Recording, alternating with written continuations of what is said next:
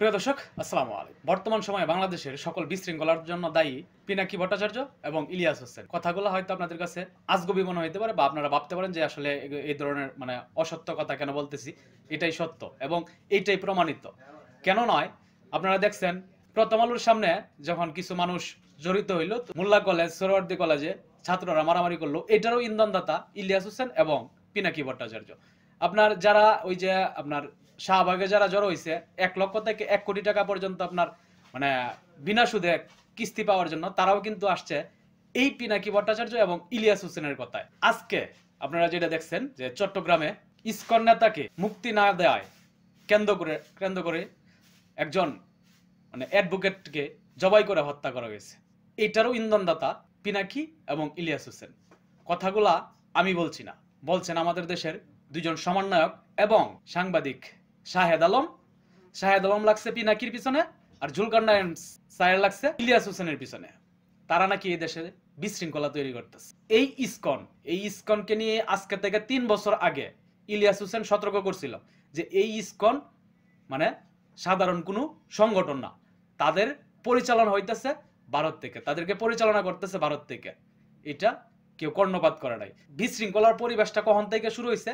যেদিন আসিফ মাহমুদ সজীব ভুইয়া যেদিনকে আপনার পিনাকি ভট্টাচার্যের সাথে ফ্রান্সে গিয়ে দেখা করে আসছে, তারপর থেকে বাংলাদেশে বিশৃঙ্খলা শুরু হয়েছে, এমনটাই বলতেছেন শাহেদ আলমের মন্তব্য হচ্ছে যে বর্তমান সময়ে দেশের ভিতরে যা বিশৃঙ্খলা আছে, যত আপনার অপকর্ম চলতেছে, যা কিছু হইতেছে, এগুলোর জন্য দায়ী হইতেছে পিনাকি ভট্টাচার্য এবং ইলিয়াস হোসেন। কোন বিষয়টা ইলিয়াস হোসেন বলেন, আপনার পিনাকি ভট্টাচার্য বলেন, যে তারা যে বিষয়টা আপনার উপস্থাপন করছে এই পর্যন্ত, কোন বিষয়টা অপ্রাসঙ্গিক বা কোন বিষয়টা বাস্তবে পরিণত হয় নাই? আজকে দেশের যে বিশৃঙ্খলাগুলা, এই বিশৃঙ্খলার কি আশঙ্কাগুলা তো আগে থেকে পিনাকি বলেন, আপনার ইলিয়াস হোসেন বলেন, তারা কিন্তু প্রতিনিয়ত বইলে আসছে যে এই দেশে এইভাবে এটা করতে হবে। আজকে ইসকন আপনি জাস্ট একবার চিন্তা করেন, 5 তারিখের পর থেকে ইসকন এত বড় বড় আপনার জামায়াত করতেছে, তারা লক্ষ লক্ষ মানুষ জড়ো করতেছে। কিভাবে সম্ভব? ইসকনকে কেন নিষিদ্ধ করা হইল না? প্রথমেই যখন তারা এই দেশে আপনার জামায়াত শুরু করলো, তখন তাদের সাথে কেন বসা হইলো না? তাদেরকে কেন স্পেস দেওয়া হইলো? এই প্রশ্নগুলা কি শাহেদ আলম কি কোনো সময় করছে, বা শাহেদ আলমরা কি এইগুলা কোনো সময় ভাবে নাই? শাহেদ আলমরা এখন লাগছে পিনাকির পিছনে, জুলকারনাইন সায়ের লাগছে ইলিয়াস হোসেনের পিছনে। তারা এই দেশে বিশৃঙ্খল পরিবেশ তৈরি করতেছে। আচ্ছা, তারা কিভাবে বিশৃঙ্খল পরিবেশ তৈরি করতেছে? তারা কিন্তু কারো কাছ থেকে টাকা খাইতেছে না। তারা যেটা সত্য, তিতা হইলো যেটা সত্য, এটাই তারা জনগণের সামনে উপস্থাপন করতেছে, এবং এই তিতাটা তারা সহ্য করতে পারতেছে না। কারণ তারা কোনো না কোনো ভাবে কোনো না কোনো একটা দলকে তারা পছন্দ করে এবং কোনো না কোনো দলের সাপোর্ট করে, এবং সেই দলের বিরুদ্ধেও তারা যখন কথা বলতেছে, তখন তাদের কাছে এটা ভালো লাগতেছে না, বা তারা এটা ভালোভাবে নিতে পারতেছে না। ঠিক আছে? তো এই জন্য বললাম যে আজকে এই দেশে বিশৃঙ্খলার, প্রত্যেকটা বিশৃঙ্খলার জন্য দায়ী কিন্তু ইলিয়াস হোসেন এবং পিনাকি ভট্টাচার্য।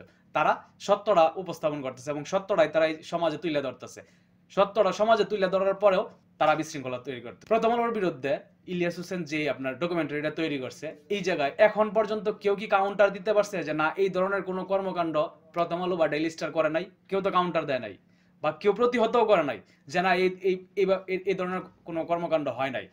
প্রথম আলোর বিরুদ্ধে কেন অ্যাকশন নেওয়া হলো না? তাহলে তো সাধারণ জনগণ যাইতো না এই জায়গায়। অবশ্যই প্রথম আলোর বিরুদ্ধে যদি অ্যাকশন নিত, তাহলে সাধারণ জনগণ যাইতো। প্রথম আলোর বিরুদ্ধে কথা বলতে গেলে যদি আপনার সমন্বয়করা যদি পোস্ট দেয় যে আপনার পিনাকির কথায় দেশটা বিভক্ত হয়ে যাইতেছে, এবং শাহেদ আলমের মতো ব্যক্তি যিনি কিনা আপনার মধ্যমপন্থী ইসলাম উনি পছন্দ করেন, উনি জিহাদের পক্ষেও না, আবার আপনার একেবারে ইসলামের বাইরেও না, এই পন্থায় উনি আপনার চলে, সেই ব্যক্তি আমাদেরকে বুঝাইতেছে যে ইলিয়াস হোসেন এবং পিনাকির কারণে আজকে এই দেশে এই পরিণতি।